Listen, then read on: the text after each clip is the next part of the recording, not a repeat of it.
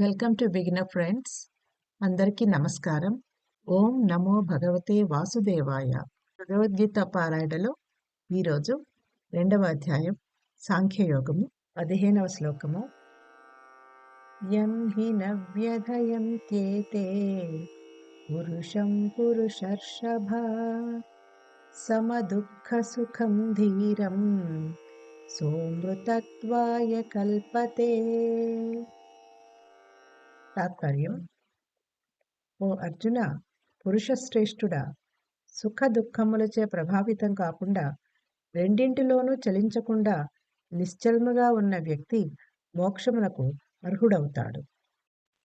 ఏ వ్యక్తిని అయితే బయట ప్రపంచంలో ఉన్న ఆకర్షణలు, వాటి వలన కలిగే సుఖదుఖములు ఎటువంటి బాధను కలిగించవో, ఎవరైతే సుఖము దుఃఖము పట్ల సమభావము కలిగి ఉంటారో అటువంటి ధీరులకు అమృతత్వము లభిస్తుంది.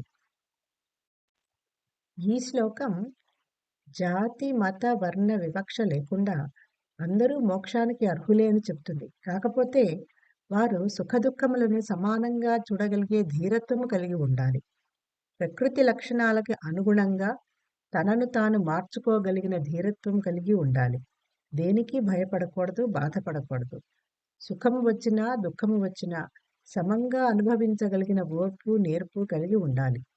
అటువంటి వారు మోక్షమునకు అర్హులు. ఈ శ్లోకంలో అమృతత్వము అనే పదం వాడారు.